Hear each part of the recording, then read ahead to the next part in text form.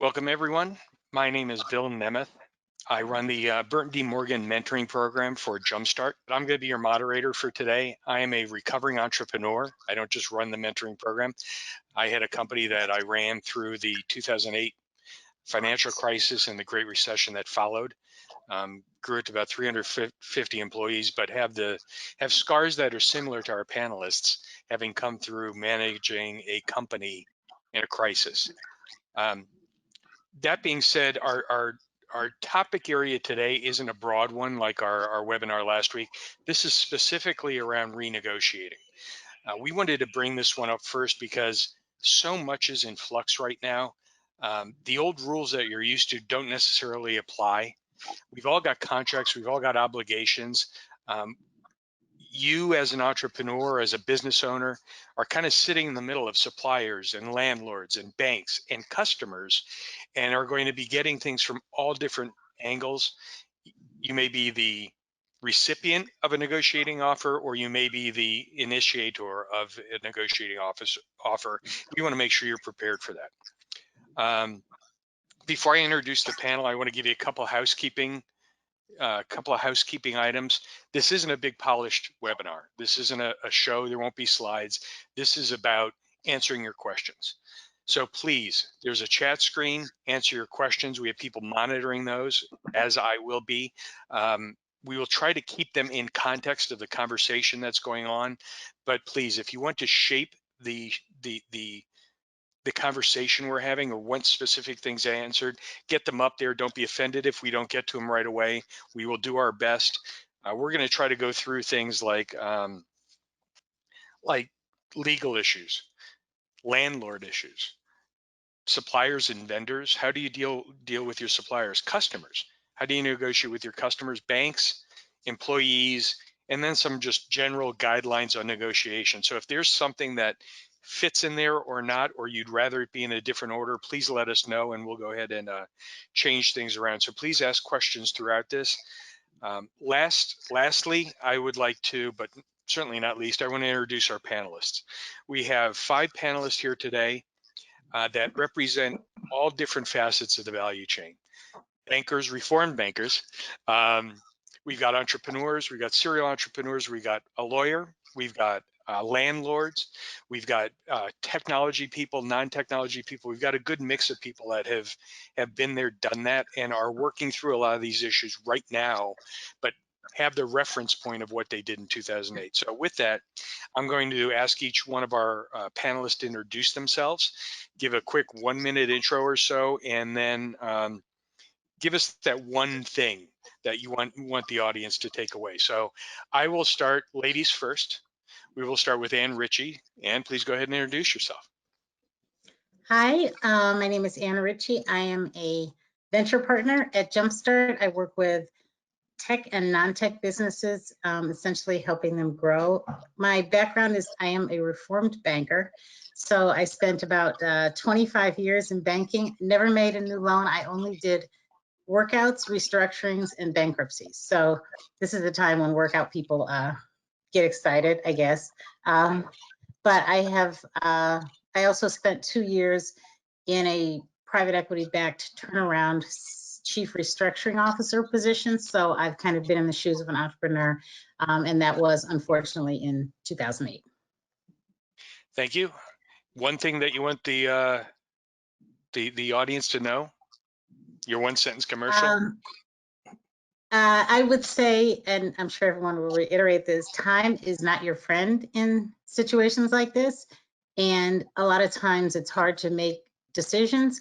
So if you can't make the decision, at least set the date that you will make the decision. So in terms of just kind of planning ahead, if you get stuck, just at least have a timeline when a drop date did, when you will pull the trigger on anything related to a workout. Thank you, Ann. Sam, Gerace. Good afternoon, everybody. I'm Sam Gerace. I have started, grown, and sold 4 software companies over the last 35 years. The one that you may know about is Flash Seats, ticketing for sports and live entertainment. Over those 35 years, I can count 4 distinct periods I'd call crises of one form or another. So as Bill said, I've got some of the scars that that exist from managing through, and hope that we can all help one another as a community by sharing information today. My one thing is that, and I'm the son of a now retired attorney, so law was my dinner table conversation. Any agreement can be renegotiated. In America, we give undue stature to legal agreements, I think because we have a very short cultural history and we don't have as many societal mechanisms for working out disputes. But any agreement can be renegotiated, and I encourage you to shift your frame of mind into that one in a crisis. Thanks, Sam. Jonathan?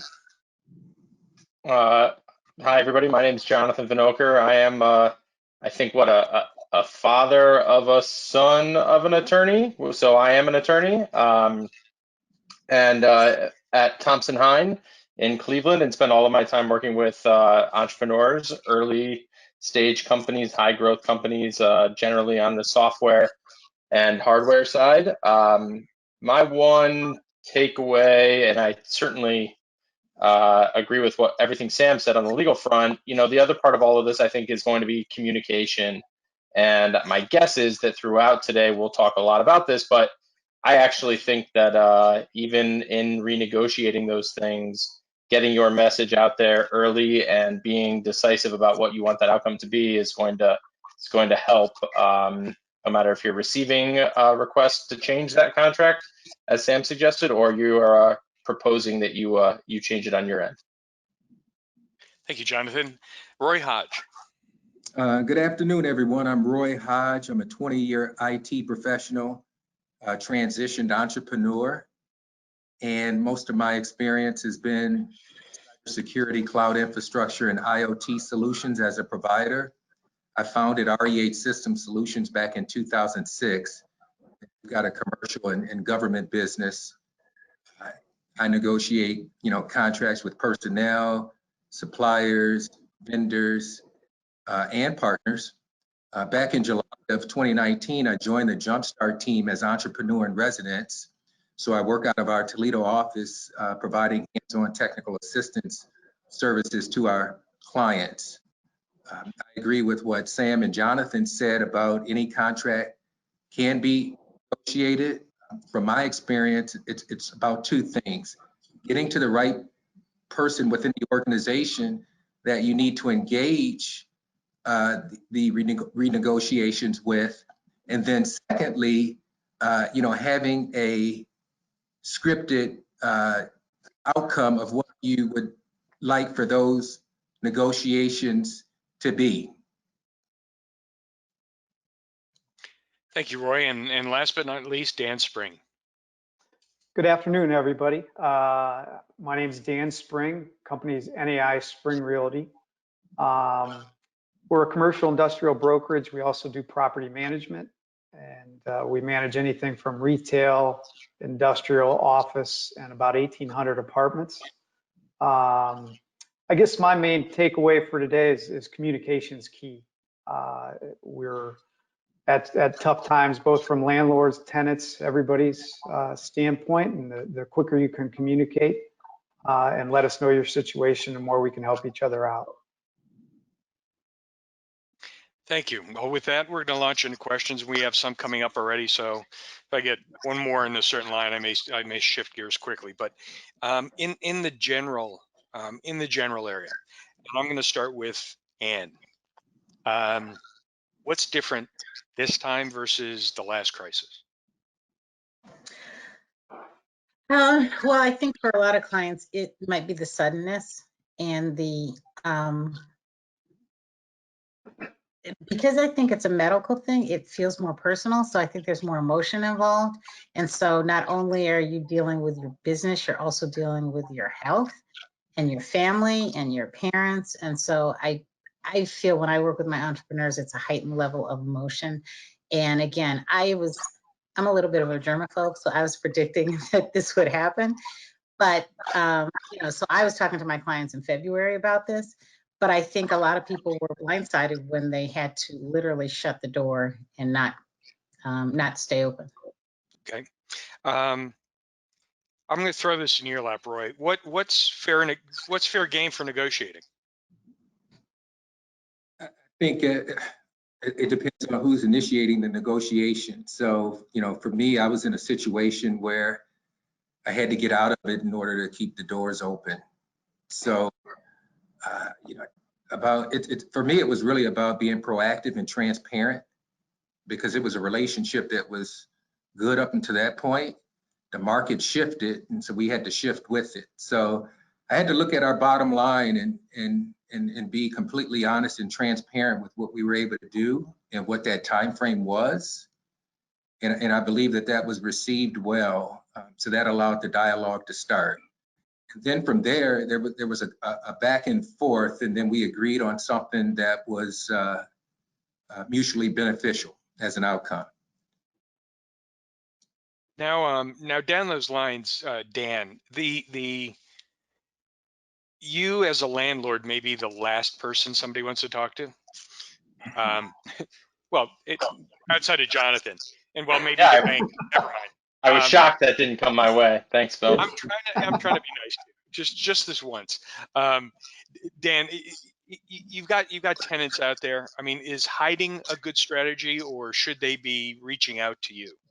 It is, and I mean, reaching out to us so that we can communicate. The fact is, we're in different times. I mean, yeah, in the past where I have tenants that have issues, there may be things where attorneys or different people get involved, but in these times, if we can just have those open conversations as soon as possible, it's a huge help. We're trying to figure out where we're at, and so are several of our owners, where they're looking and trying to talk to their banks and figure out, especially on the retail plazas, who's going to pay, is anybody going to pay, are they going to pay half, can they pay something? So the quicker we can figure that out, the more we can then go back to and deal with other things on the other side, which would be the bankers. Okay, so you're saying be proactive, you're expecting it, you're hoping for it. We are, and truthfully, even from our standpoint, we are reaching out to some of those people as well. If we don't hear from them, we're reaching out to them and just trying to get an idea where everybody's at, especially the people that are shut down, the fitness centers, the restaurants that aren't operating and doing carry out. We're just trying to get an idea where they're at. Is it in a landlord's best interest for somebody to go dark? I mean, and move out, or would they rather do something to keep them in place?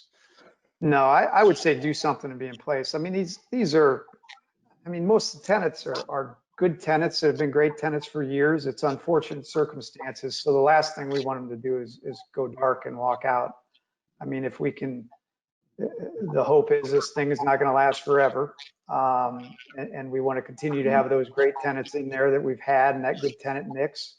And, we went into a business relationship with them from the very beginning, and we hope to continue that and just find a way to get through the next, whether it's 3 months, 6 months, whatever it is, and then keep the plaza in good shape if it's retail. Okay, I'm going to kind of take a tangent, but very related. Jonathan, I've heard from entrepreneurs, and I've heard for different levels of advice of people saying, well, I'm just going to invoke my force majeure clause. I'm not going to pay. They're just sending letters to the landlords. They're sending letters to other folks and just saying, that's it. I don't need to pay. And I'm invoking it unilaterally. Does that fly? It can, but it really will depend on what that contract says. Not all force majeure clauses are created equally. Force majeure clauses that reference work stoppages and governmental orders or even acts of God, those are the types of force majeure clauses that would work in these instances. But not all, again, of that template language works in the same sort of way. The other thing about this, though, and Bill, you said, does it work? Well, from my perspective, that it matters what you want that outcome to be, and most of those agreements will say, well, now you don't need to perform over the period that's in place, But just as soon as things let up and everybody's back on track, now you need to start paying. So this doesn't terminate the lease. This doesn't terminate the contract. It just might provide some short period where payment isn't required, and it still might. But I really think the most important part of all of this is to think about, well, what happens at the back end of that? How do you want to manage that relationship? To Dan's point, your landlord might continue, your landlord will continue to want you to be in that space. So let's talk about what it's going to look like in the third quarter, the fourth quarter, as opposed to just sort of skipping out and then hiding under a bush. So legally it can work, but does it really work for what you want your ultimate outcome to be?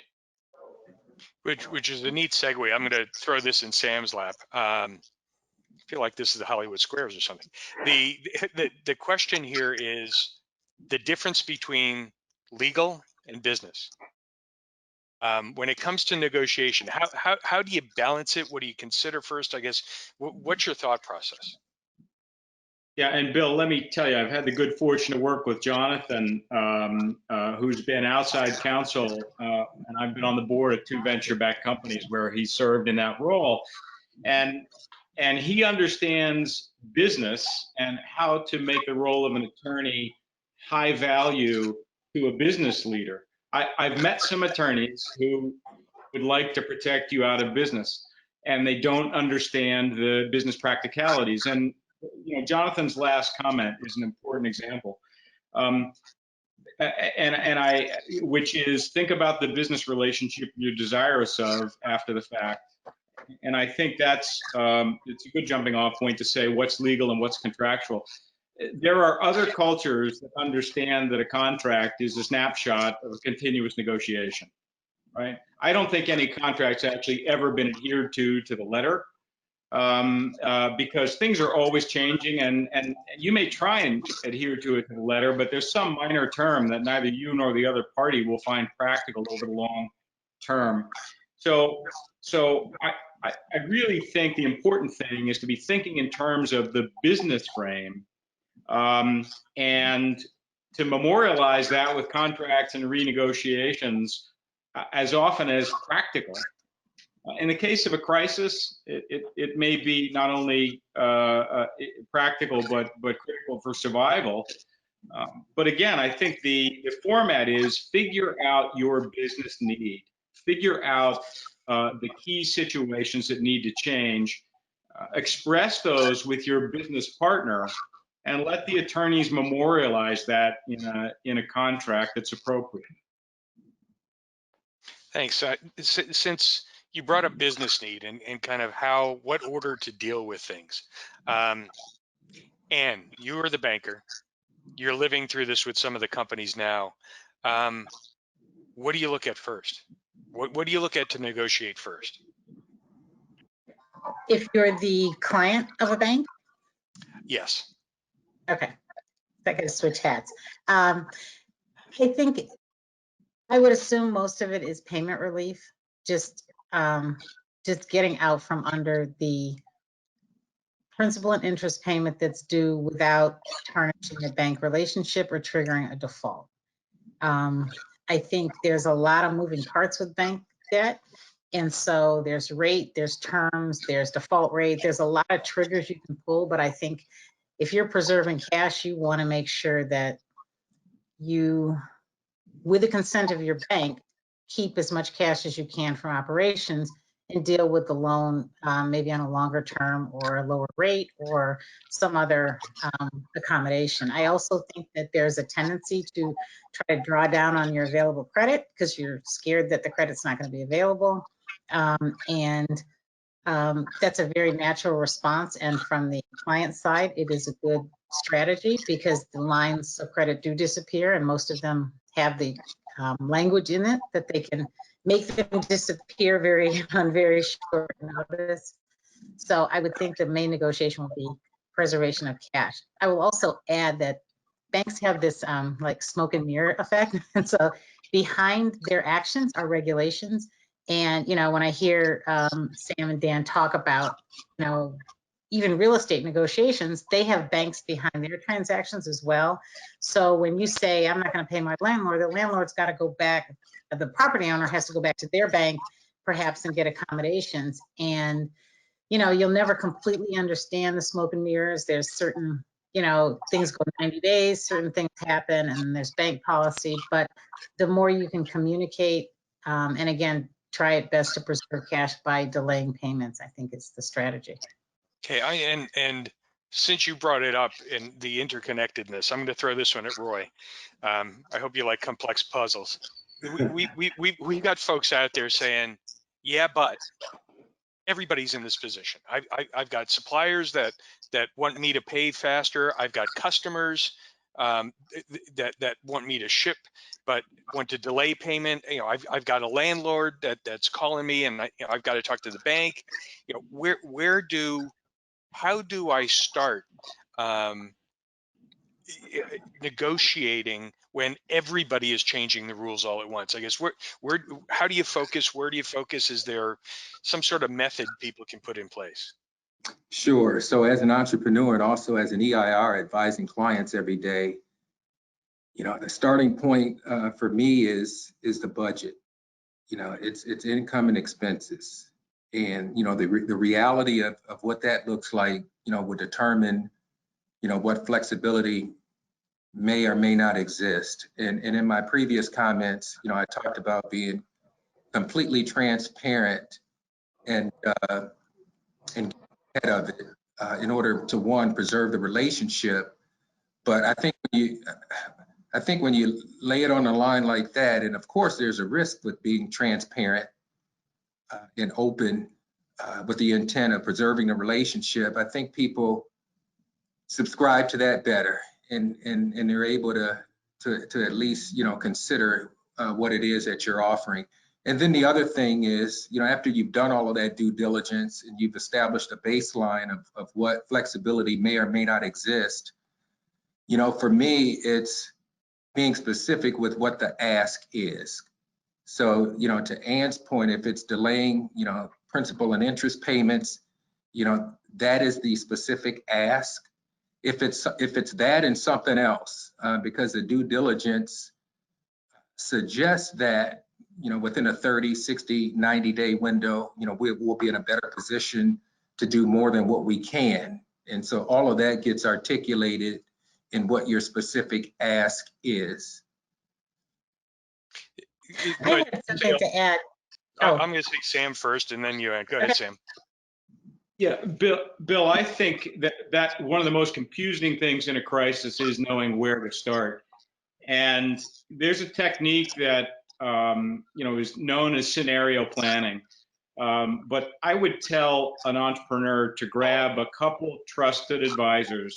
If they don't have them already, reach out to your friends and family network and get somebody who is familiar with banking, if it's banking you're concerned about, or real estate or general contracts, the supply chain, whatever, and run through, you know, in 2 or 3 hours, you can identify the 4 or 5 most likely scenarios. One is every domino falls, right? The contract above me breaks, and then I have to break mine, and all those dominoes. What if I don't, but my supplier breaks my contract?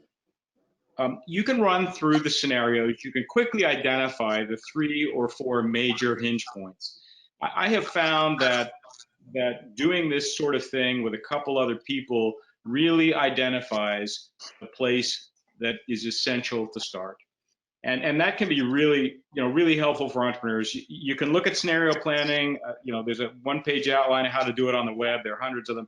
You can take a quick look, grab a couple trusted people and do it, and it will really help you focus on those critical couple things to focus on. Kid, and I'm going to make a statement before I pass it to Ann. As hard as it may be, you've got to remove emotion from this. I'm not asking you as a startup owner or business owner to give up a child. This is a business. Under no circumstances should your negotiations jeopardize you, your family, your health, and your future. So when you do scenario planning, one of the variables is you. Always remember that. So with that, Ann? Wow, that's hard to follow. Sorry. I've been telling my entrepreneurs in terms of the where to start, because that is the immediate biggest challenge. I kind of have three measures. One, I call the food chain model. It's, look at your food chain, and people below you on your food chain, take care of them, and people above you, lean on them. So in all circumstances, take care of your employees, whatever that means. Take care of your employees, take care of your employees. And then if you look up the food chain and someone's larger and stronger, lean on them. I hate to put it back on the banks, but I'm not a banker anymore, so I can do it. But, banks are going to be bailed out. They're going to be around. So lean on those stronger than you and take care of those weaker than you. Kind of the second thing from my bankruptcy days is, make a list of your critical vendors, the ones that you absolutely need. And, in a bankruptcy scenario, that's a little more complicated, but in a small business scenario, it's just who do you absolutely need? And that's kind of where you start. The third, which is a little more technical, is kind of the idea of operating leverage, and just as many costs that you can change to variable, change them to variable. So if you can call your landlord and say, hey, I'll pay you 10% of my revenue in rent, that helps. If you could say to your employees, I'll pay you your base or 75% of your base, and if we get through this thing, fine, I'll pay the other half. That way you, again, are preserving cash, but you're also getting buy-in from those entities to your success and survival. Thanks. I'm going to ask, because we're now talking about multifaceted value chain negotiations. Jonathan, as somebody that makes a living documenting things, what level's sufficient? I mean, is an email okay? I mean, is this something where we got to go modify contracts, add addenda? I mean, what, because speed is so important, when do you call a lawyer? When do you just say, hey, we both agreed on this? Go ahead. So the answer is it depends, like every good legal question. Look, at the end of the day, it's really what's going to work between the parties. And if a supplier is fine with that email, that's great. If a bank needs 20 pages that's signed in quadruplicate, then make it happen. I think that's going to be less important at the end of the day than having that next evolution of the agreement, of the arrangement, because then in 6 months that supply arrangement is going to adjust again.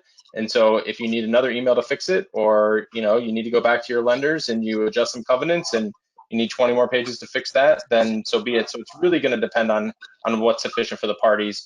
If you're the one being adjusted on, for lack of a better way of putting it, you're making the concession. I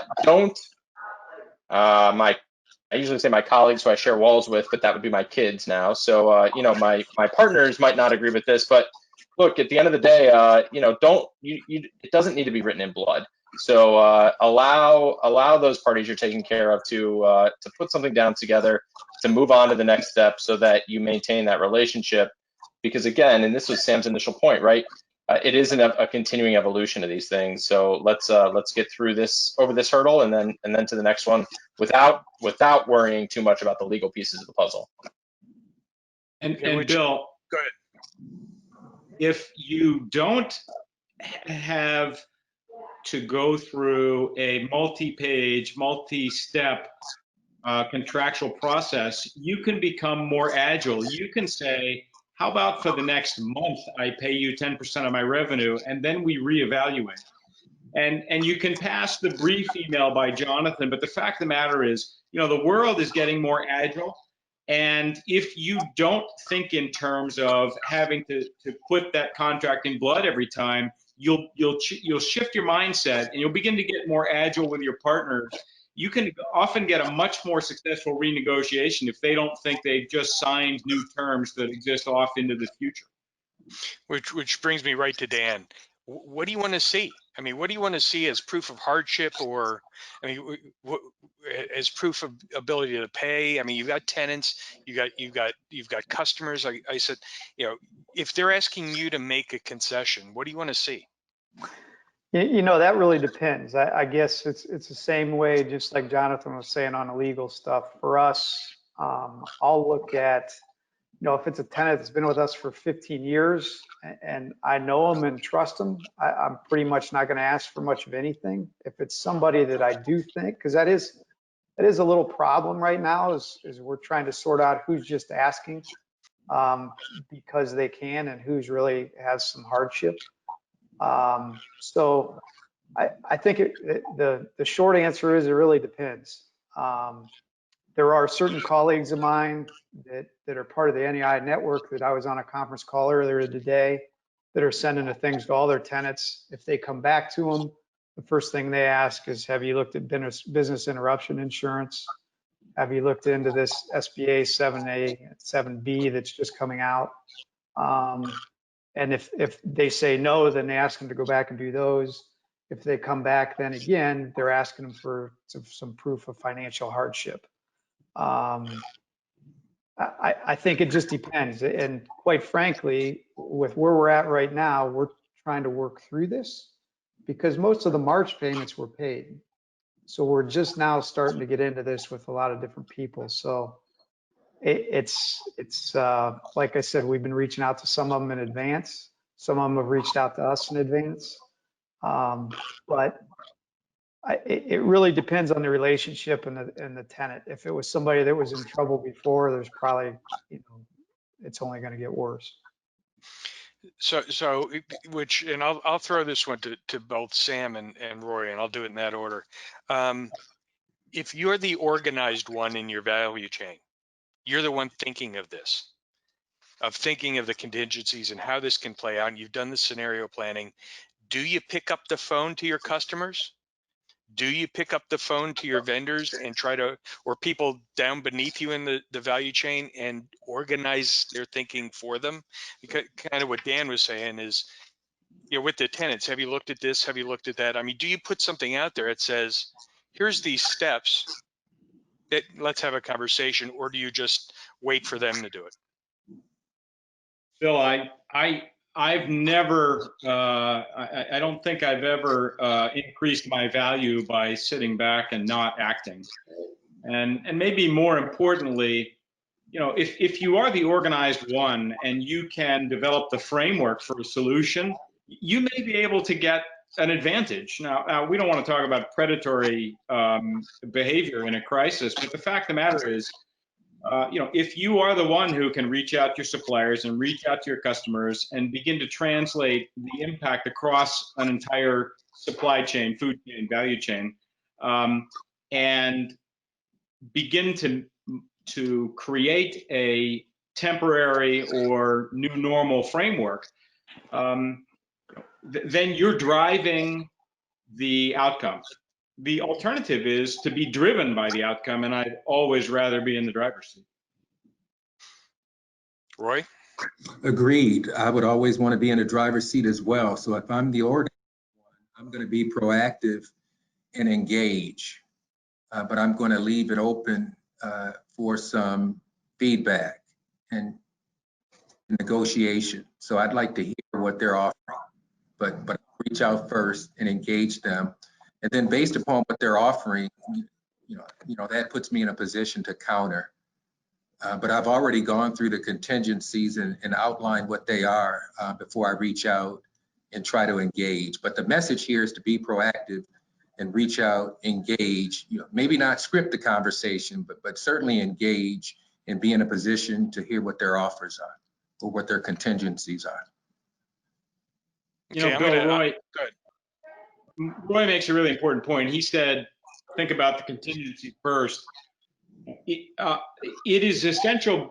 First of all, I don't think you can over communicate, but before you do, you have to know what your best alternative is if you can't renegotiate. In other words, if you're stuck with the agreement that you have and the other party or parties are unwilling to renegotiate, you need to sit down and think about what is your best alternative. Is it to default? Right? Is it to invoke the force majeure clause? Is it to go public and try and shame your partners on Twitter?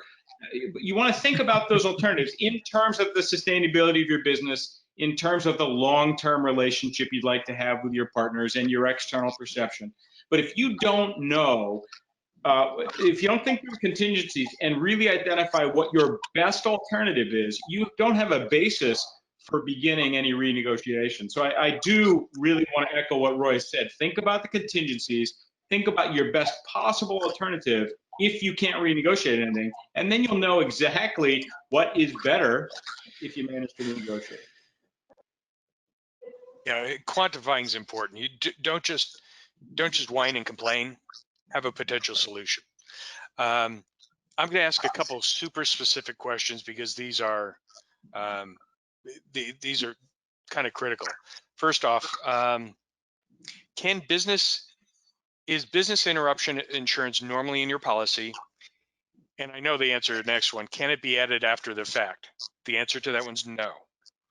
It's like wrecking your car and trying to get insurance to pay for the wreck afterwards. So first one, anybody want to weigh in on it being a normal part of your insurance policy? I have exercised a business interruption policy when I was chief restructuring officer. It was in there. It was extremely difficult to get paid on. We got paid, but it was a year and a half later, and we had to have forensic accountants. So, and maybe in this environment, there'll be changes and there'll be relaxation, but you know, in 2008, it was very hard to realize on that. Yeah, don't forget about the immediacy of things. You don't have a year and a half to wait. The next one, we'll stick with the banking thing. Can SBA loans be renegotiated, i.e. the interest rate? Anything can be renegotiated. It depends in part whether the SBA holds the paper or whether the bank holds the paper. But I think in this environment, anything is up for grabs, especially with the SBA coming forward with so many new programs with lower rates. I would say yes. Okay, I'm going to ask a couple vendor supplier oriented things. How can you renegotiate with consultants deferring payments? You know, they have their own concerns. I guess what can you do with 1099s or consulting firms that are doing hourly work for you? I guess what can you do around that? Sam, you look like you have some input. Well, I mean, look, Bill, you know, if you're on consulting contracts, I think much like real estate, often there's a month-to-month flow of that, and I'm doing two things. If I can't handle the current month's nut, I mean, just out of concern, I'd be out there saying, we got to head this off. You may need to trim your work, and you may need to trim the work in the foreseeable future. Here's the projected cash flow. You know, I've been involved in a lot of 1099 contracts that have a base level, and then they've got additive on top of that, and that's just a straight contractual. At least for me, it's a straight contractual, you know, renegotiation. What's been really interesting of late is that you know, there've been some interesting employment decisions on whether 1099s are really 1099s, and so I would want to be very careful before I simply decided that was a contract I could break and make sure I didn't end up with any inadvertent employment issues. I'd consult an employment attorney if it could be considered a quasi-employee.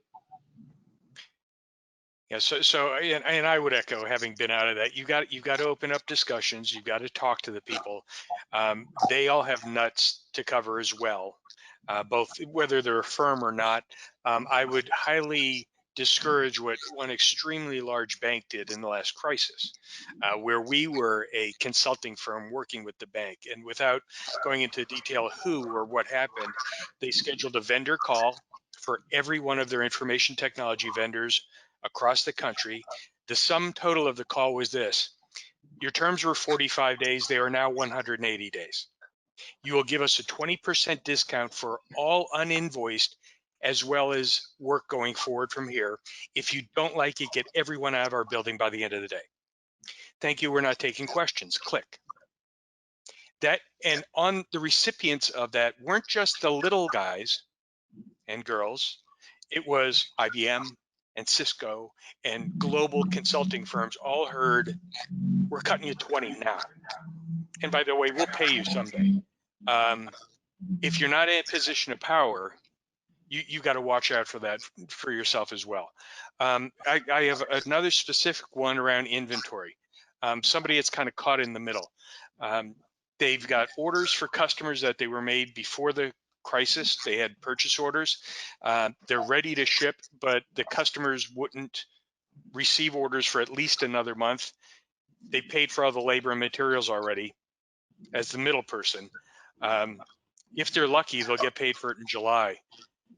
Is there any way to address that through negotiations, or is this one of those life-changing or business-changing scenarios?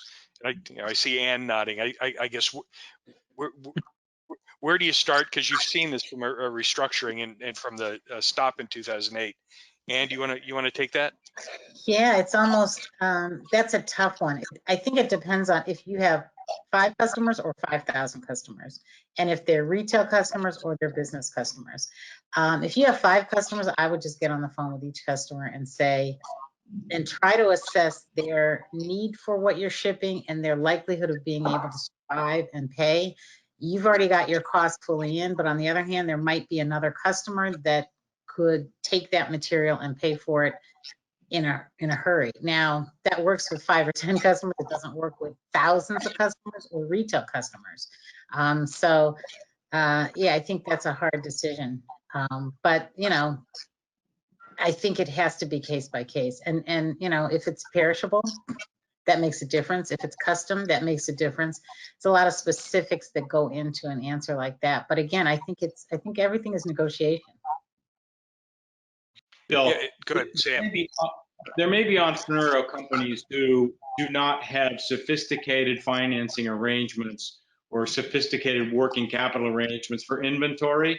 And it's different if it's work in progress, you know, that's intangible. But if they have inventory and it's not already financed and it's going to sit for a while, it may be possible to get, because there's a tangible asset there. If it's not perishable, it may be possible to get some financing associated with that if it's going to have a long dwell time in inventory. And that's something that, you know, you should call a bank and explore, or, you know, or specialty inventory financing companies. You may not love it, but it may help you get through a trough where you're stuck with it.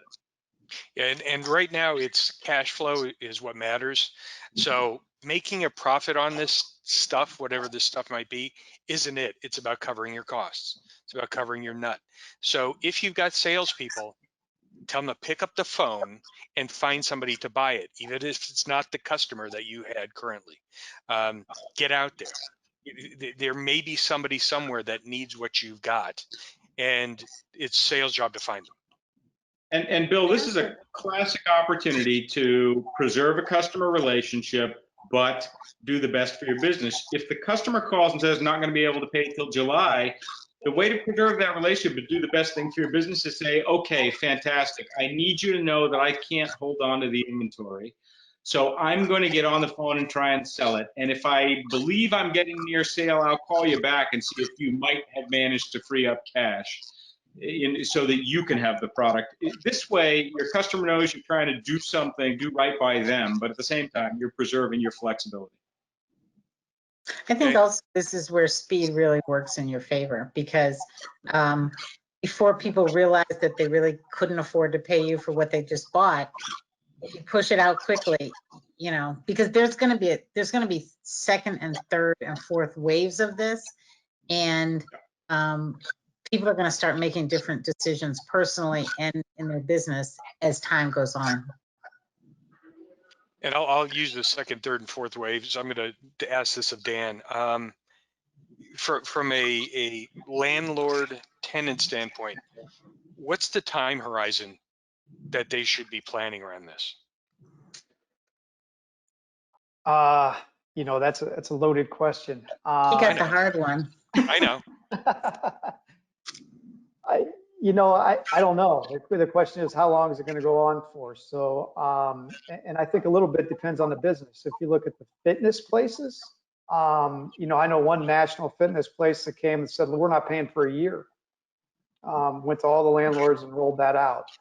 So they certainly think, I don't think it's going to go on that long, but they certainly think it's going to be a while till they can get back into business and a while till they get back up. Other people, I mean, I match it up more with what the banks are doing with us. And the banks, the majority of the banks seem to be coming back and saying, look, let's look at a 90-day window and then come back and reevaluate this. So that's kind of what I'm doing, or we're doing, is a similar thing with tenants, is saying, let's look at this short term, let's see what happens, and then let's come back to it if we need to. But I'm not really looking to do much past about a 90-day period at this point in time. Okay, and that's actually the answer I was looking for. People have to understand this is a dynamic situation. This isn't a discrete event that we know what this is going to look like. If we're going to get a second round of the virus in the fall, I mean, when a vaccine or an antiviral is going to come through, we just don't know. And it's nice to hear somebody up the food chain from everybody, be it a bank, because there's all these new SBA programs and the CARE Act and everything that's come through. Nobody knows what's going on yet. The lawyers and the bankers are going crazy trying to figure out and how they're going to administer this. But they're playing in a window that they can kind of grasp, which is that 90 days, but don't think it's only 90 days. There may be other smaller windows. There may be continued windows. We don't know yet, but don't, you know, like Sam said earlier, negotiations are ongoing. As all of our panelists brought up, it's communication. You've got to keep the communications over. Once you've got your concessions, that doesn't mean you never call Dan again. Keep a pulse going. So I'm going to shift gears a little bit here and kind of head in the employee direction. Jonathan, have employees that are co-owners, co-founders, key employee agreements. They're not quite at will. They may or may not have stock. I mean, what's my option there? I mean, what's an entrepreneur's option of renegotiating there? So there are a lot of pieces to this puzzle. If we first think about scenarios which are sometimes very very front of mind, instead of making this this compensation payment, I'll offer my employees equity, and that process has embedded inside of it so much tax related friction, candidly, that it's something that if it's really being thought through, it's probably not the path to follow. So even if we just take a really high level approach and we think about limited liability companies, if your business is an LLC and you say, instead of paying these employees, I'm going to give them some equity, and you actually get to the point where you're able to document it, actually what you've done with respect to all of those employees is you've just changed them from W-2 employees to K-1 partners. So now all of a sudden, these individuals have to pay taxes on their own. All of those withholding requirements no longer apply. It gets incredibly messed up quickly, to be candid. So so many businesses are organized as LLCs, which can be great. But it's really a black hole that can be incredibly problematic.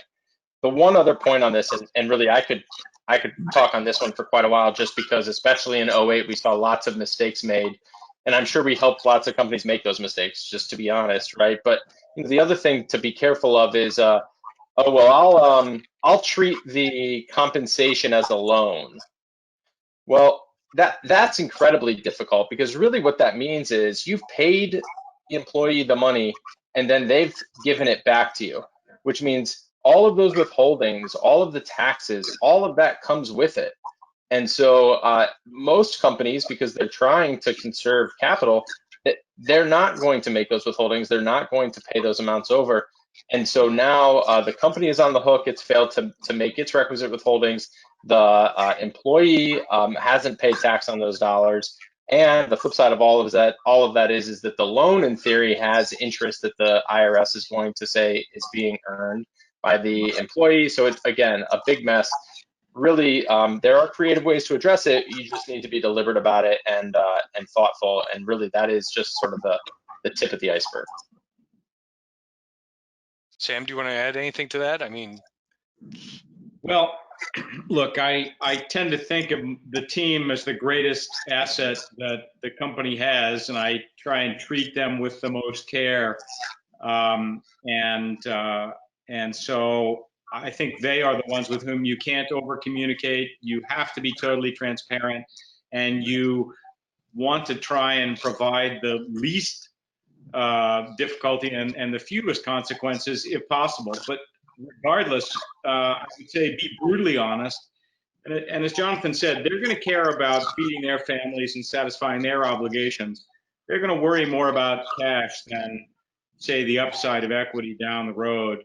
And I think, in fairness to a team, I would act decisively, act quickly, and unfortunately, I would assume the worst case. Because if you don't assume the worst case, you may crater the company for everybody, as opposed to laying off some set of people or being unable to pay some set of people and letting them know, and allowing the company to survive another day and some employees to benefit. Yeah, I'm going to add to that, and it comes around to what Ann said earlier about time being of the essence. Putting off the decisions, hoping it's going to get better, hoping things are going to resolve quick, and you can see the entire panel shaking their heads, is going to just lead to a slower, more painful death. You will fail. If you make the admittedly horrible choices that are needed to be made, and I made these mistakes. I think, there's nodding out there of entrepreneurs on this panel that have made these mistakes. You will be better in the long run. The company will be around to hire people back, and you'll end up employing people. You will not destroy morale, because having one person not show up every other day is not the way to do it. If you have that core team that you can rely on, that have bought into the adjustments, have bought into the hard times, you will have a group of people that you will never separate. Go ahead. And the compassionate thing to do, if you have to lay off people, is pick up the phone and use your network and see if you can find them something. I know it's a tough time, but there are positions that are in demand. And that is the way to exercise your compassion, not the slow road to unsustainability by keeping everybody on, if you can't do that. And if you're a consulting firm or a services firm, it may be with your customer. You can pick up the phone and say, hey, I know they're a consultant in there right now. I know there's a non-compete agreement we have in place with you, back to negotiations. Would you be willing to take them on, full or part-time? I can't keep them. And you know what? You've kept a happy employee that is going to no longer be an employee, but will be employed. You've got a customer that's happy, so you're more likely to get future business from them, and you will feel better in the end, but you did the right thing by everybody. So don't discount those things. Another specific, totally tangential question for our banker. For those of us who own transportation companies, got a bank loan for their vehicles. Anything different they have to do on a vehicle renegotiation? Is that open? I mean, is there a different way to cover it? Suggestions? I think in general, you want to make sure you keep it insured. And if you can't keep it insured, tell your bank, because they can force place insurance. The last thing you want to do is expose yourself to more liability because you're trying to preserve cash. The other thing is I've seen where vehicle fleets are repurposed. And so there could be somebody out there that needs a fleet, delivery fleet or whatever, that you can call your banker and say, I don't need this fleet now, and my contract says I can't sublease it technically, but can we work out an arrangement where I can put the equipment to use? But I think the important thing is to make sure that you keep track of the inventory and that you keep the inventory insured. And if you can't, you let the bank know so that you don't have greater losses from something else happening. And this is to the whole panel. Can people start expecting, from a supply standpoint, being asked to go to COD, cash on delivery, for inventory? We've got a nodding. Go ahead, Ann.